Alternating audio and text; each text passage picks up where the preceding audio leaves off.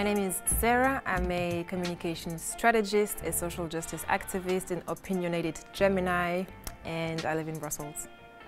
I am Kopano Tuyana Maruja, and I'm a performance artist, a writer, a cultural worker. I currently work at Kunstencentrum Vooruit as a curator and a dramaturg. My name is Gabriel, as known as Kabote. I'm a writer and also a member of Black Men Sharing. I am Eme Fidel Mukunde, and the question of who I am is always very large, but I am a host and a creative and just a lover of life. Conceptualizing Black people's joy depolitizes the collective struggle. Say that again. Conceptualizing Black people's joy depoliticizes the collective struggle. It's a lot of big words. It's good. I'm not sure if I understand this. We're in the deep end. So what I understand from that is that so conceptualizing Black people's joy depoliticizes the struggle. Yeah. I have the sense that it kind of is the idea that like turning Black joy into a some kind of an object, let's say. So like, you know, maybe making an exhibition about Black joy or writing a book about Black joy removes the focus on the struggles that we're facing as Black people, structural racism, police violence, etc., etc., etc. So there's this way in which Black joy can maybe be used to eclipse the struggles that we have. Or at least this is a suggestion.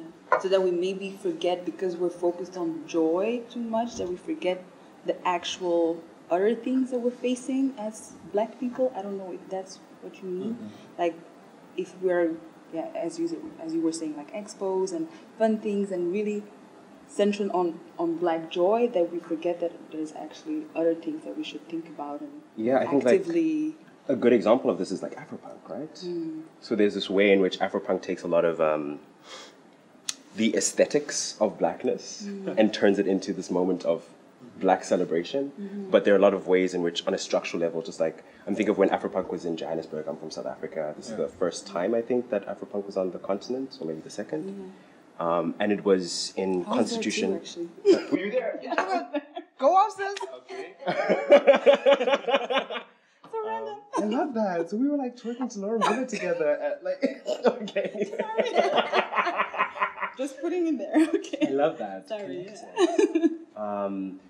So it was at Constitution Hill, which is in the middle of Johannesburg, which is kind of like a very diverse city in terms of income brackets. And so like the tickets were just like a price that was like completely inaccessible to someone who's not middle class, and there's no way of gaining access to that space if you're not, you know, somehow upwardly economically mobile.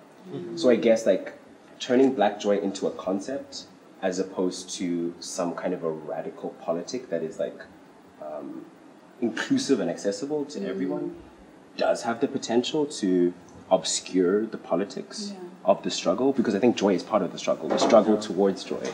But when it becomes kind of subsumed, when it's only a concept and not a practice and a politic, this, I guess, is where it becomes potentially problematic.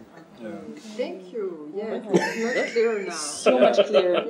I think, I don't know, I may be taking someone's word, taking liberty with somebody's words, but this is kind of what I get from that. What do y'all think about that? Listen, Black joy is political at the end of the day, so I have a hard time, whether it's conceptualized or not, for it to be depoliticized. I'm happy I didn't start on this one, depoliticized. I just feel like, you know, at the end of the day, it's definitely part of the struggle. It's part of, I mean, it has to be a conscious practice that we do, for sure. But I don't know, I feel like this is bringing things on a bit of a philosophical level, at least for me. But there's literally colonization, capitalism, white supremacy, that is looking at us, at Afropunks working and, you know, living our lives, being like, yo, we did everything in our power for y'all to hate yourself, We did everything to destroy y'all, we did everything for y'all to live miserable lives. And you're out there being part of being Black? Do you know what I mean? So it's just like, to me, whatever the space whatever the space and the timing and the way it's done, I'm happy whenever Black joy happens. Yeah.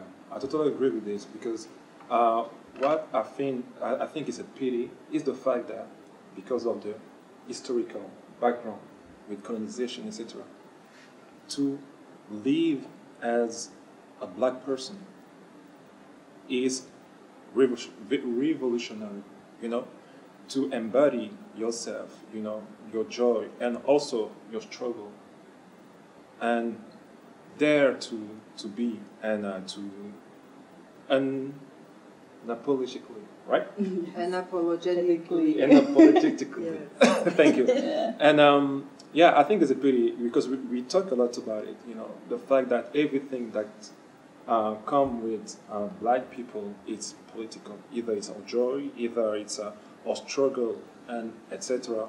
And not be joyful, and because this is who you are, and you are engaged somehow in a political debate, and yeah, I think it's come from the background, like you said. You know, I never think about it like this, but I always say I'm human, and I have to dare to be able to be joyful, to be angry for whatever it is, without any political means, meaning, you know. So, yeah, I think with the background that we have and the history and where you come from Africa, from or whatever country you are from or where you live, I think that everything that you do, being black and being joyful, it's and exists and living, it's nowadays a revolutionary act, a revolutionary act. So we have to embrace it somehow, you know, and dare to be. Of course. Yeah, I'm still trying to, like, because what you all say is so true and so meaningful and so important. So I'm trying to see if there's even something I can add to all of this, because indeed it's political and it's also somehow, when it's conceptualized, it becomes capitalistic somehow because of these festivals. And I'm trying to see where we can just sometimes forget that as well. Then, I mean, I understand that we have to have that in the background, we have to know what we're doing, we have to be, how do you say this, consistent, we have to put in the work somehow to really navigate through getting that black joy. But sometimes it's easier to not think as something that is political. And because it gets so heavy, it gets so, how do you say, it gets so absorbing, it gets as if we all have to be activists somehow, or we all have to be there in the struggle, or and sometimes we just want to breathe and be like humans. And I don't know, I still think this is difficult to understand this, but sometimes it's just, I don't want to be in that that absorbed, politicized, I don't know how to say this, politicized mentality. And just go from, even though being aware that obviously we have so much generational traumas, we have racism, colonization, blah, blah, blah, everything we can even name as black people, but sometimes we just want to focus on that generational wealth and not be thinking, oh, this is so political and this is what I have to do and this is. So that's a bit my struggle in this, and finding like a balance between this, entirely. I mean, it makes me think what Gabrielle was saying about like daring to be human, because the systems that we live under have specifically dehumanized us. So the minute that we become political objects, we are objects, right? So if we politicize every kind of moment of our lives, and it's just like Sarah said, like everything that we do as black people is political. Like political comes from this word of polis, the people. So it's people interacting with other people. This is politics, right? So we're existing inherently politically. But for the stamp to be part of everything that we do, it's political. To be joyful, it is political. To be angry, it's political. To be hungry, it's political. So of course it is. But no white person is ever having any of the things that they live That's hard. stated as political, right? So this means something, right? So I think what you're saying is the right to be more than a single thing.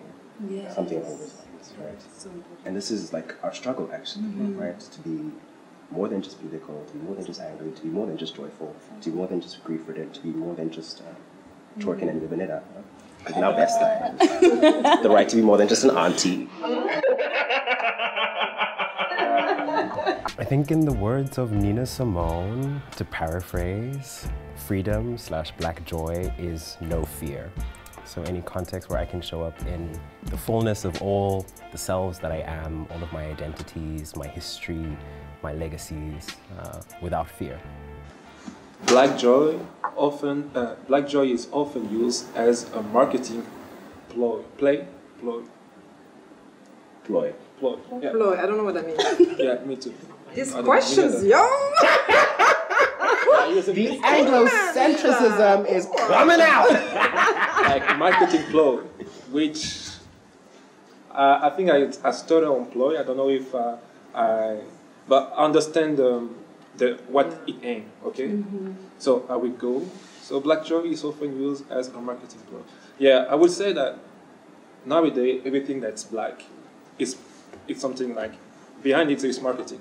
When you see, can I say the brands? When you see certain brands doing behind the word of representation, they somehow use our anger, use our joy, just to make the consumer like, okay, yeah, I see that what you mean. I see that you are for the black people. But actually, they use the black people as a marketing ploy somehow. Everything that is black can be consumed.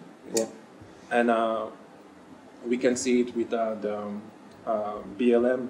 Nowadays we can all say that the political aim behind BLM and everything that is happening today, and it's somehow a tool for to somehow mislead the black community.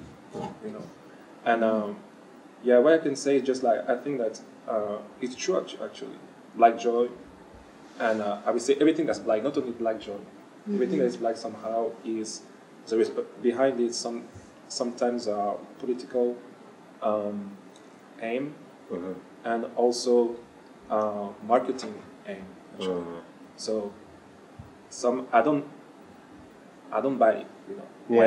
When people just say, okay, when I see some brands just use the black joy, black people, just behind. I don't like the word representation, because representation means everything and nothing in the same time. Yeah, I mean, there's this complexity because I just think about, because this can work double in the sense that marketing, I mean, it has a negative connotation, but it is a means for communicating and creating the possibility for connection, right? Yeah.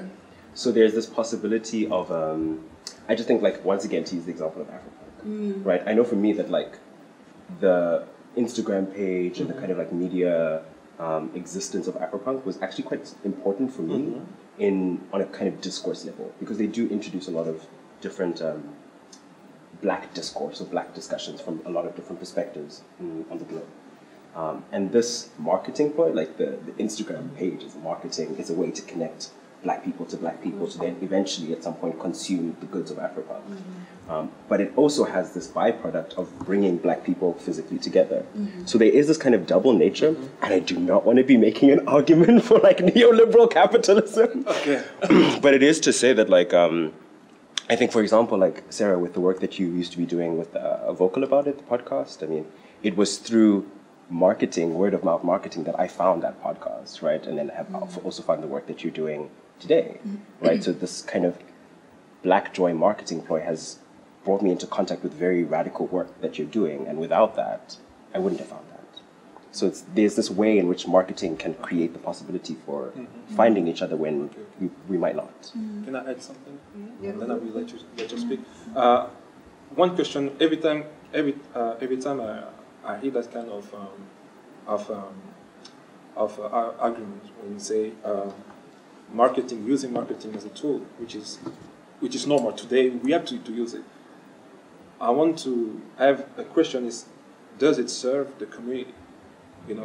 When I see some brands, what you are doing, you serve the community behind it, you know, because you invest your time and with black people and bring awareness about it, that we are the black experience is not always be angry, etc. But there is also the joy that we have to nourish.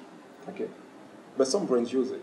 They say, okay, let's be vocal about black joy, but behind it, do they serve the community? Where the community money goes to? Does it goes to do they invest into the community? You know, and this is somehow the reflection that we have to have. That does it serve the community? So Black Joy, of course, we have to use it. You have to marketize it, but for the community, you know, and not use the community just to make money behind it and not invest into it. So this is the only thing I want to say about it. I actually wanted to add. Sorry. Go for it. Yeah, I just wanted to add to that because I'm not really mad at Black Joy marketing, honestly, from me myself, because it depends on who is marketing it and who is behind it. You know, if it's black people marketing it for the sake of ourselves and our joy, obviously, like an Afropunk, I don't know if it's black people now behind it, but okay, it used to be. And so if it's really black people, like I would, if for my own project, I will do marketing if it's bringing our people together and our communities together, and especially for the sake of our joy. So I'm not really mad at the fact that that is used, but I mean, if it's, like you say, used by certain brands, which is white brands, obviously, if they are using it as like getting us to buy our stuff, but just because they want to make money off of it, that is where it gets wrong, where it gets difficult. So just, But black brands does too, you know. Black brands. It's not because there is black people behind it. There is a new concept of capitalism, black capitalism, that doesn't serve the community. On this one. I mean, I want to get you started on it. I serve the tea, just Sip. No, but that's a good point, because to me, there's marketing and marketing ploy. Yeah. First, not all black people are my friends. Yeah. So if you're out there, no, I will say this. If you're out there, you know, using black joy, black culture, you know, black struggles to just literally capitalize on it, we have a problem. We have a problem. Yeah. So that's the thing for me. I feel like it's the community aspect is super important, and sadly, some black people use, you know, some black features, culture, joy, in order to just get richer, get visibility, get opportunities, right? Get, you know, wide validation. And then for me it becomes problematic. Yeah. But I think that at the end of the day, I'm a black joy preacher, and but it has to be done genuinely. It has to be done, you know, for the good reasons, for sure. Because so much of what we produce, what we create, and what we are is marketing guised. Just created a word, okay? Take a minute to, it's super important that we still have spaces of realness, of realness, just creating things for ourselves, That's it. Yeah, the black capitalism. Just go. It's tense. Black capitalism is still capitalism. All the rock brunch nation can die. That's it. That's what you say that.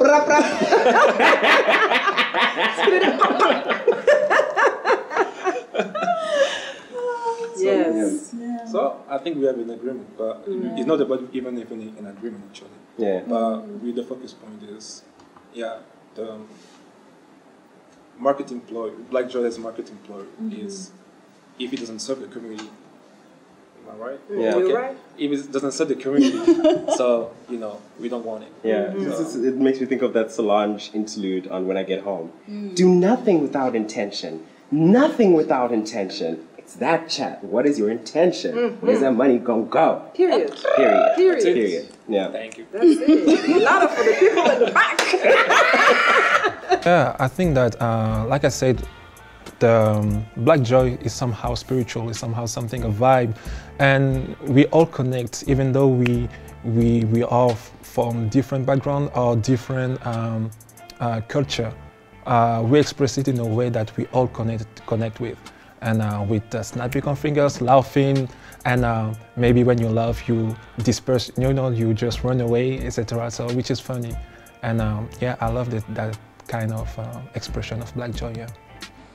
Black joy is the next step towards Black liberation. Ooh, I love that. I love that too. I get that as well. Yeah. Speak on it. Because we have been put, I mean, everything, we talk about it all the time, like racism, again, colonization, everything. It has been putting us in a box where we cannot have joy, which means if you don't have joy, you don't have anything to look forward to, you don't have a purpose, you don't want to, you're not free, basically. You're always caged as Black people in a corner, and you can't really live up to becoming your highest and true self. And I think that if we concentrate on Black joy, which is everything that we are as Black people, our collective wealth, our generational wealth, when we look at that and we concentrate on that, it is a means for liberation. It is a means from getting to a place where we as Black people can live freely, can live at least the concept of freedom being, feeling good, feeling safe, being able to get home where we feel like, where we want to get home, not being killed, and doing the jobs that we like. I think that would be already a great step to liberation. Yeah, entirely. It's like that Nina Simone interview, that No Name, the rapper No Name? Yeah. And she sampled it on, I think, her first album, in the Freedom Interlude. And you hear this interview in Nina Simone. There's an interviewer asking her, like, what does freedom mean to you? What does freedom mean to me? No fear, right? It's very that, right? So it's like, and it also makes you think of this, I think it's Stokely Carmichael, who is one of the members of the Black Panther Party, I think. But he says something about, if someone hates me because I am Black, like an individual hates me because I'm Black, that's their problem. But if that person has the ability to mobilize that on a structural level to kill me, then that becomes my problem, right? So there's something about, I don't think it's so much like, I think sometimes in the movement we get a bit we put an overemphasis on like trying to change people's minds and trying to convince people that like Black Lives Matter, that we're human, like this whole argumentation, but that's part of it, I suppose, but there's something just like structurally, like you can think whatever the fuck you want to think about me, as long as you do not have the ability to operationalize that structurally so that I cannot live, that I do not have the ability to go home and not be killed, that I cannot get the job that I want, that I cannot live a Black, joyful, leisureful life, right? That's when it becomes my problem, right? But if you have like racist thoughts that are about an individual, that's your problem, you need to fix that, right? And I guess that's, to me, this is what I hope we're thinking about when we're thinking about Black liberation. Just like, no fear. Fuck anyone who thinks whatever the fuck. But like, if I have the ability to live without fear, that's Black joy to me, right? For me. Yeah, definitely. I feel like I wouldn't say Black joy is the next step. It's just part of it. It is part of everything we have to put into place and work intentionally towards for Black liberation. To me, it's just only one of the tools, one of the aspects, and it also depends on what each of our definition of Black liberation is. But to me, it's if everybody Black needs to live without fear, there's a lot of work, and definitely it's not a question of Black joy being the next step. I think it's also a matter of every Black people considering their privileges as well, and how we can put that in the work and in the fight towards liberation. I'm thinking because after this, what time is it actually? After this, I'm going to a protest, okay? I'm going to a protest for undocumented brothers, sisters, and people, yes. And I would have a hard time, going to them and be like, yo, so Black joy, okay, yeah. Do you know what I mean? You want to turn up? That's the thing. Yeah. And they manage, because that's always what we do being Black, we managed. And we do create the spaces for Black joy, so they still do. But it's just, there's just so much more, and there's so much for us to do at individual level as well as collective levels to manage to actually work intentionally towards Black liberation. And it's just, I love dreaming about this. I think we should very much dream and nurture all these thoughts and how we actually visualize, like what does it look like, Black liberation. Definitely for me it involves Black joy, involves my naps. Okay, because Black rest matters as well. But yeah, it's just so many things. So I wouldn't say next step, but just part of it. Yeah, totally agree actually, because like you say, the definition of liberation to one another differ, right? So I think that to aim to attain, just to reach that liberation, we have to reach it in individual level, because the collectivity is formed by individual. And the thing is, I think that the Black joy is something that's very important for us, because we go through life by coping. We cope, and this is why with the feeling of anger, you know, sometimes you're just angry with the system and everything, and you're just like, yeah, okay, but the anger sometimes are the shackles. They are shackles to us, and we thrive to through life with those shackles of anger, and that enable us to be joyful and to feel that happiness. I think that sometimes, if you want to have a nap, they're there to have a nap, you know, there to have a nap, because now today what I want is this, you know, and not like I want to have this, but damn, but yeah, I have to post something because what happened in, for example, South Africa, or in the east of Congo, or in the United States. Oh man, I'm angry. Sometimes, for example, I need to just go off, you know. I need that time with myself and reconnect myself, and not carrying all the anger of the world, of all the Black people in the world. Sometimes, to be useful for the community, I have to live that revolution, which is being joyful and living my joy, and as an individual, elevate myself to that state of freedom.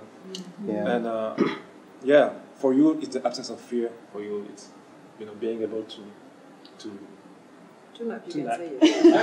Because I was like, okay, Black liberation is naps. Come on, I love that. But you know what I love.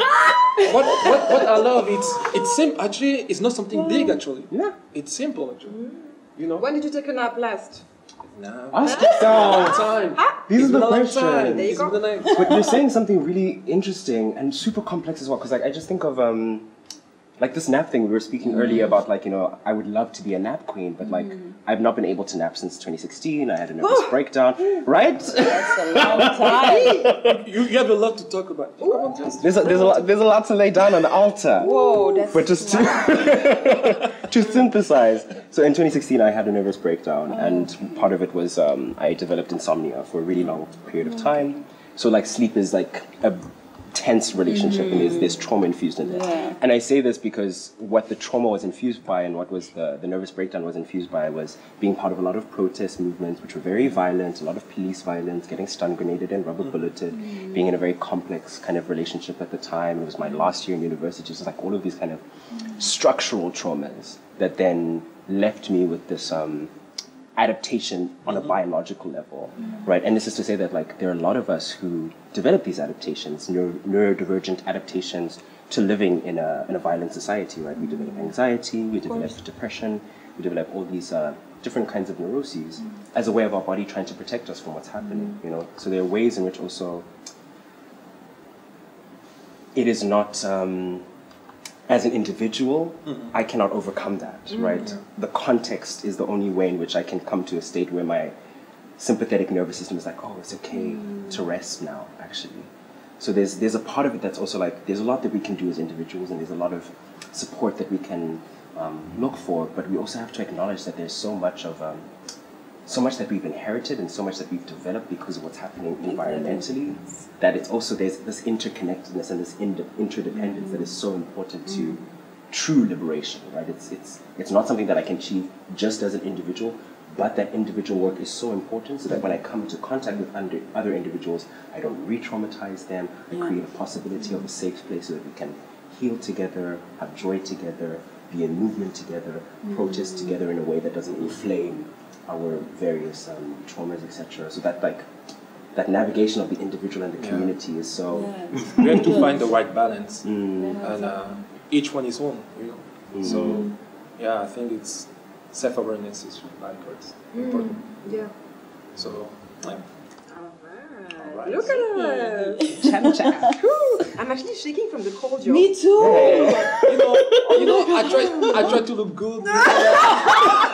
I'm really trying. Even the sleeves are rolled up. No, trying to stay charismatic, but ooh. I'll shake. There's a shake that comes, and he's talking. I'm like, you know, I try to stay focused. You know, I just know. man. I thought I was the only I'm one. shaking. Black joy means that even though we are aware of our generational traumas and what we go through as Black people, we are still able to concentrate and live through our generational wealth. Black joy cannot exist in the presence of non-Black people.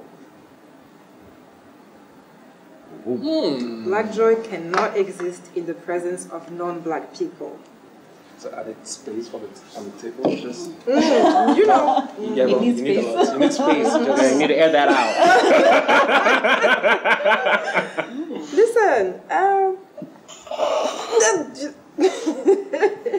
I don't agree. I think Black joy needs to, has to, and is valid to exist in any space. Yeah, because we got to reclaim that joy, you know it. So to me, it can exist in the presence of whoever. And actually, I don't even want to start talking about non-Black people, to be very honest with you. I just feel like whenever an individual Black person or a community of Black people are in whatever space, and Black joy gets created, because we don't, usually think about it like intentionally, like, okay, let's go and create Black joy. We just leave, and then joy happens. Then let it be. That's all I have to say about this. I don't even want to, I just want to lift up that point that you raised. We just live, and joy is created. Like, you better trademark that. That needs to be done. Even if you phone calls after this.